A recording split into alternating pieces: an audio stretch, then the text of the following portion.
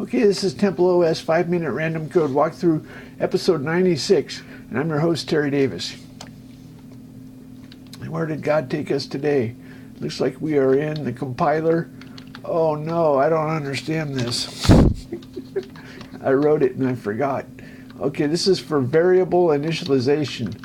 So when you, I don't know if this is for both globals and, okay, we are in statement parser. Okay, so what we have to do is these ADs are array dimensions. So there's a linked list for as many dimensions as the array is. So what we're talking about is, let's say you, I'm not sure if this is for global variables. Oh, it has to be for globals, yeah. So if you say I64 array, let's say 4 by 5, how about 4 by 3? Oh well, 4 by 4. Okay, so if you say array, and then you say 1, 2, 3, 4. Oh, we have to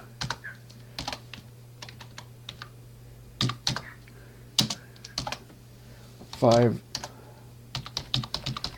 6, 7, 8.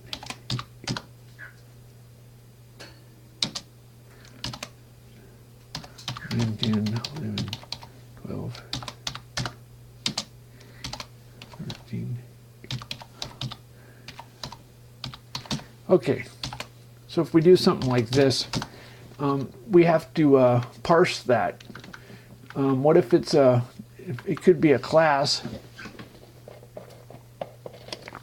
What if we had a class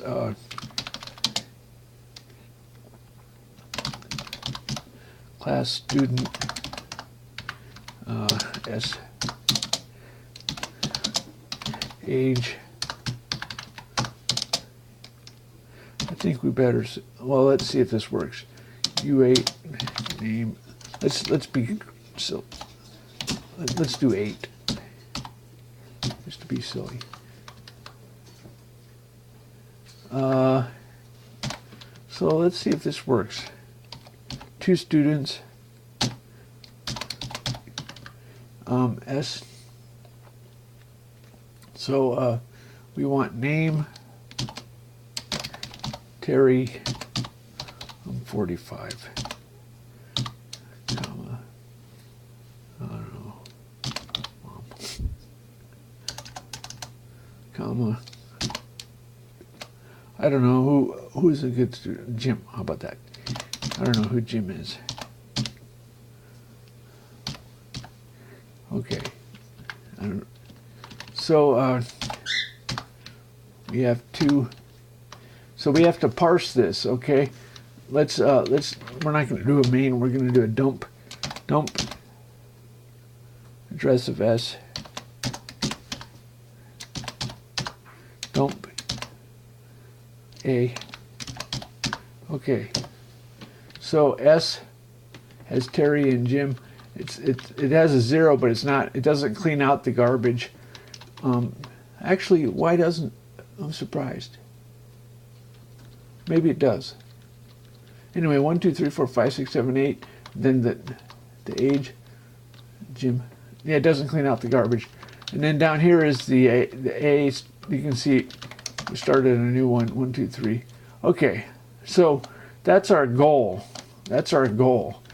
And we have the Lex node, which is basically keeping track of everything. We have a destination. I guess we already have. Oh, this is a pointer. A pointer to a pointer. Then we have the class and the array dimensions. And what is this? Data address. IP instruction pointer. Base. Boy, I don't remember this. Data heap. That's a Boolean. Okay, so there's two code. There's a code heap and a data heap, and the code heap is the load 2 gig, and if we're on the code heap instead of the data heap, it's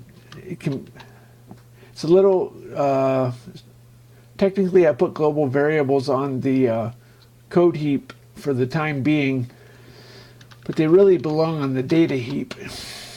You can set a flag and it will put them there. But anyway, so let's see. So we have to we get the class figured out. Then we go through the array dimensions.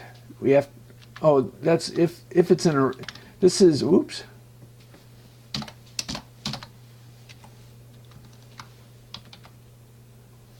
We were in bar in it too. Okay, so if it's an array, then we have to do multiple values. Otherwise, we do one value. If it's a single. So if it's an array, if it doesn't have any stars, what is that? If the class is not a pointer and it's a byte, that's if it's 8 bits. If it's 8 bits signed or 8 bits unsigned, and the value in the that we're parsing is a string, then this is where we could make it 0 pad. Remember, we saw that it did not 0 pad. We could fix that right in this part of the program. Anyway, so that's if it's a string, and otherwise, if it's a pointer. What? Wait a minute. Okay, so this is if it's not a pointer. If it has 0 stars, does the first half. If it is a pointer, we just go ahead and skip braces. Now, if the array count is less than 0, I don't even remember this. Apparently, I put a -1. If I think I might do a minus count if you enter 2 braces that are closed, and then it has to figure that out. Otherwise, if it goes through all the count of the array, and it's a recursive call, as you can see, and then finally, when it gets to the singulars, goes there. So this is the single value. So we can go ahead and look at that. That's this routine up here. We're not going to look at that. Basically, it parses a single value. So if it goes through the members of a class, and what do you call these? Co-recursive? I don't know. Anyway, coroutines or something. So if it's pointers, we have to somewhere in here is where it parses integers, and it parses strings and integers separately. If it is a string, you do this. So if it's not a string, oh, it's parsing an expression. As a matter of fact, sometimes it will put dynamic code at runtime to be dynamic. As a matter of fact, if it has to, it will put dynamic code. Otherwise, we call the expression. I think this puts code in order to initialize, and if it's static, so if it's checking to see if it's constant. If it's not constant, then it puts dynamic code. Otherwise, for evaluating the expression, the integer or whatever expression. Otherwise, if it is constant, we call the code, and then we store the. Let's see. We copy.